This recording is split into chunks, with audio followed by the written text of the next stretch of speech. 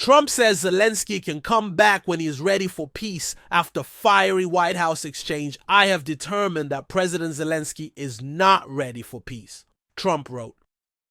Conversations about a peace deal between Ukraine and Russia came to a screeching halt Friday after a tense meeting between President Donald Trump and Ukrainian President Volodymyr Zelenskyy led to a cancelled press conference, a minerals deal off the table, and Trump asking the Ukrainian president to leave, a White House official confirmed. Trump accused Zelenskyy of disrespecting the U.S. during their Friday meeting and said the Ukrainian leader was not ready to secure peace for his country. I've determined that President Zelenskyy is not ready for peace if America is involved, because he feels our involvement gives him a big advantage in negotiations, Trump said in a Truth Social post Friday. I don't want advantage. I want peace. He disrespected the United States of America in its cherished Oval Office. He can come back when he is ready for peace. Zelenskyy visited Washington amid negotiations to end the war in Ukraine and was expected to sign a minerals agreement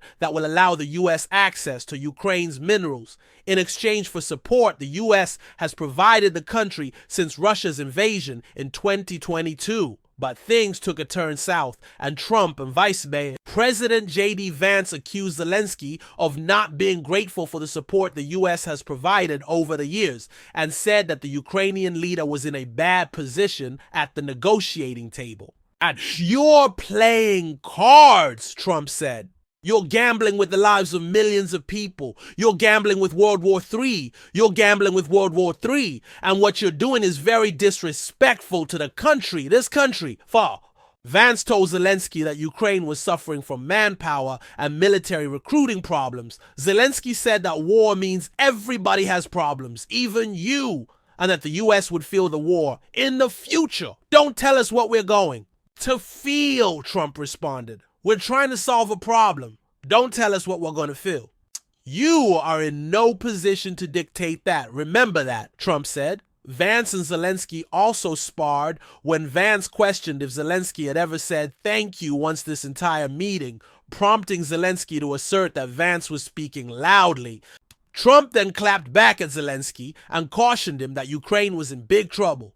Wait a minute, Trump said. No, you've done a lot of talking. Your country is in big trouble. Additionally, when asked if Zelenskyy believed Trump was on Ukraine's side, Zelenskyy told reporters at the Oval Office that he believed the U.S. is on Ukraine's side and reiterated the importance of stopping aggression. From Russian President Vladimir Putin, Zelenskyy also emphasized the importance of Europe's assistance during the conflict with Russia, prompting Trump to interject and claim U.S. contributions were more significant than Europe's. But Zelenskyy pushed back and said that wasn't true. Exact numbers on financial assistance to Ukraine vary slightly depending on what is considered aid. However, Congress has appropriated $175 billion since 2022 for aid to Ukraine, according to the Council on Foreign Relations. Meanwhile, all European assistance to Ukraine between January 2022 and December 2024 totals roughly $138.7 billion, the German-based think tank the Kiel Institute estimates,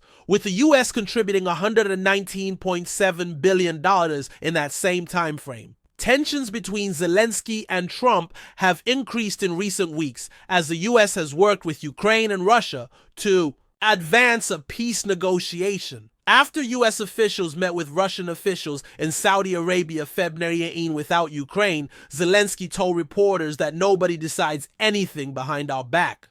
Trump and Zelenskyy then traded barbs at one another, with Zelenskyy accusing Trump of advancing Russian disinformation and Trump labeling Zelenskyy a dictator that has failed his country. On Thursday, Trump didn't double down on that statement, though.